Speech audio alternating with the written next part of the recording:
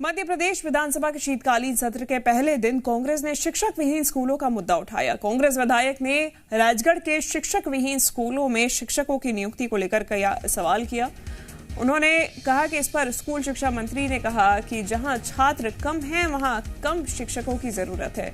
कांग्रेस विधायक बापू सिंह तंवर ने ट्रांसफर नीति को लेकर भी स्कूल शिक्षा विभाग पर सवाल उठाए।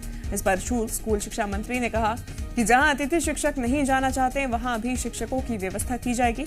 इसके अलावा सदन में ग्वालियर के दक्षिण विधानसभा क्षेत्र के स्कूलों में पानी और फर्नीचर की कमी का भी मुद्दा उठाया गया। देखिए, आज से मध्य प्रदेश में विधानसभा का शीतकालीन सत्र शुरू हो चुका है। यहाँ पे कई ऐसे मुद्दे हैं जो कि कांग्रेस लेकर आई है बतौर विपक्ष सरकार को घेरने के लिहाज से। और सबसे पहला जो आज मुद्दा उठाया गया है वो है शिक्षकों की नियुक्ति को लेकर और शिक्षक विहीन स्कूलों को लेकर। शिक्षक विहीन स्कूलों का मुद्दा कांग्रेस ने उठाते हुए सरकार को घेरने की कोशिश की है। स्कूल शिक्षा मंत्री से सवाल किए हैं। बड़े सवाल ये किए हैं कि जहां जिन स्कूलों में शिक्षक मौजूद नहीं है या फिर ट्रांसफर नीति के तहत वहां पर काम नहीं करना चाहते हैं, जहां पर 1 या 2 शिक्षक के सहारे स्कूल चल रहे हैं, उन स्कूलों का क्या किया जाएगा। ट्रांसफर नीति पर सवाल उठाते हुए स्कूल शिक्षा मंत्री से सवाल किया गया है। देखिए, विधानसभा के शीतकालीन सत्र की शुरुआत हो गई है। हालांकि बहुत ज्यादा हंगामेदार ये फिलहाल शुरुआत नहीं हुई है, लेकिन जिस तरीके से तेवर कांग्रेस के दिखाई दिए और कल भी कांग्रेस ने कमलनाथ के निवास पर रणनीति बनाने के लिए बैठक की थी, उसके लिहाज से अंदाजा ये लगा सकता है कि आने वाले समय में शीतकालीन सत्र हंगामेदार हो सकता है। तमाम ऐसे मुद्दे हैं जिसको लेकर कांग्रेस तैयार है सरकार को घेरने के लिए। शिक्षक विहीन स्कूल आज उनका पहला मुद्दा था जिसको लेकर कांग्रेस सरकार को घेरती हुई नजर आई। इसके अलावा कांग्रेस तैयारी में है कि इसी सदन में, इसी सत्र में अविश्वास प्रस्ताव भी शिवराज सरकार के खिलाफ वो लेके आए। पत्र दे दिया गया है, दिन भी तय किया जाएगा जिस पे चर्चा की जाएगी। मांग यही है अविश्वास प्रस्ताव पे चर्चा करने के लिए। लगातार कांग्रेस तमाम ऐसे मुद्दे हैं, इसके अलावा और भी कई मुद्दे हैं जिसको लेकर कांग्रेस पूरी तैयारी में है शिवराज सरकार को घेरने की।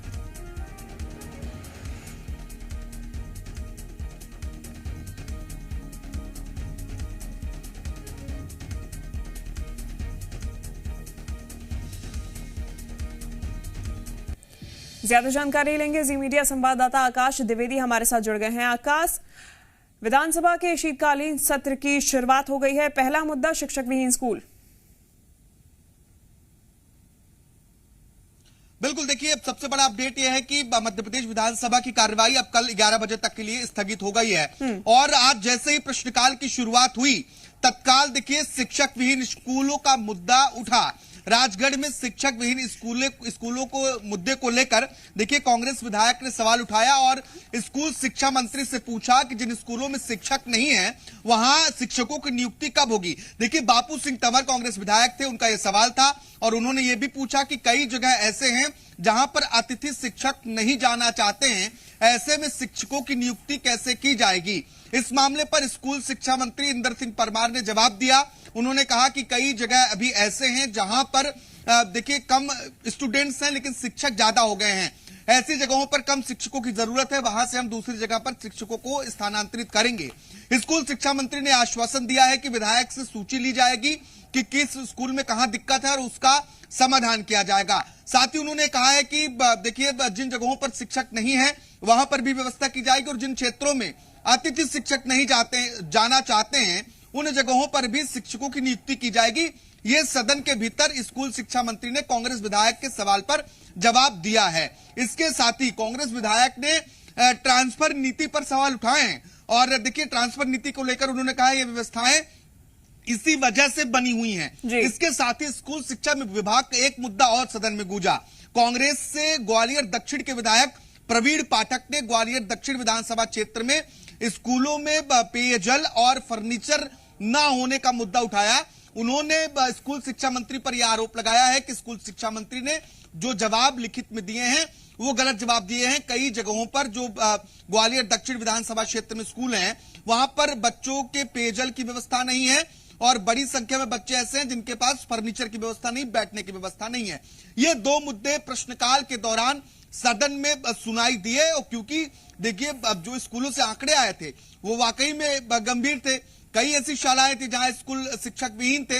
इसके साथ ही कई जगहों पर सिर्फ एक शिक्षक के भरोसे तो ऐसे में ये मुद्दा उठना भी जरूरी था। अब देखना यह होगा, सदन में तो चर्चा हुई है, एक एक जगहों को लेकर चर्चा हुई है, लेकिन प्रदेश भर में शिक्षा व्यवस्था की क्या स्थिति है, इस बात को लेकर आज प्रश्नकाल में चर्चा नहीं हुई, ना ही किसी विधायक ने आज सवाल उठाया था। अब देखना यह होगा कि प्रदेश भर में जो परिस्थितियां बनी हुई है उस पर समाधान कब तक होता है। बिल्कुल आकाश, अगर आज पहले दिन की बात करें तो कुल मिला के सदन का तापमान क्या बना रहा? देखिए, आज सदन में ज्यादा गहमा गहमी तो नहीं हुई, लेकिन दिवंगत नेताओं को श्रद्धांजलि देने के बाद 10 मिनट के लिए सदन की कार्रवाई स्थगित की गई और सदन की कार्रवाई दोबारा शुरू होती ही तत्काल प्रश्नकाल शुरू हुआ और इसी प्रश्नकाल में स्कूलों से जुड़े मुद्दों को उठाया गया। इसके बाद दतिया जिले के सिंध नदी पर बने पुल के मुद्दे को भी विधानसभा के नेता प्रतिपक्ष ने उठाया और उन्होंने ये आरोप लगाया कि बीजेपी की ही सरकार में हर बार जो पुल बनाए गए हैं वो क्षतिग्रस्त क्यों होते हैं। उन्होंने कहा कि जो अर्जुन सिंह के समय में, जो दिग्विजय सिंह के समय में, कांग्रेस की सरकारों के समय में पुल बने वो क्षतिग्रस्त नहीं हुए। इस पर चर्चा हुई, टेंडर प्रक्रिया को लेकर चर्चा हुई। इसके बाद अविश्वास प्रस्ताव को लेकर भी सदन में थोड़ी नोकझोंक देखने को मिली। संसदीय कार्य मंत्री ने विधानसभा अध्यक्ष से पूछा कि सदन में जो अविश्वास प्रस्ताव कांग्रेस लाना चाहती है उसकी सूचना 11 बजे तक नहीं दी गई।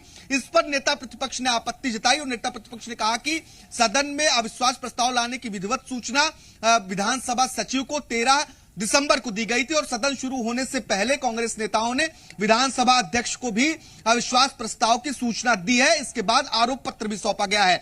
बीच में विधानसभा अध्यक्ष ने जानकारी दी कि विपक्ष के द्वारा अविश्वास प्रस्ताव की सूचना और इसके अलावा जो आरोप पत्र है वो भी 11:50 पर उनके पास पहुंचा है और वो उनके विचाराधीन है, यानी कि इस पर विचार किया जा रहा है। इसके बाद यह तय किया जाएगा कि कब अविश्वास प्रस्ताव पर चर्चा होगी।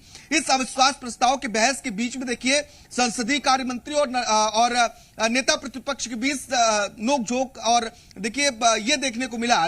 संसदीय कार्य मंत्री ने कहा कि नेता प्रतिपक्ष पढ़े लिखे जरूर हैं लेकिन वो पढ़ते नहीं हैं, इसलिए समय पर उन्होंने देखिए आरोप पत्र नहीं सौंपा। इस तरह की बिल्कुल आकाश, हालांकि नेता प्रतिपक्ष यही दावा करते रहे कि हमने 13 दिसंबर को ही आरोप पत्र दे दिया था। आप बने रहिए आकाश, हमारे साथ आगे आपसे जानकारी लेंगे।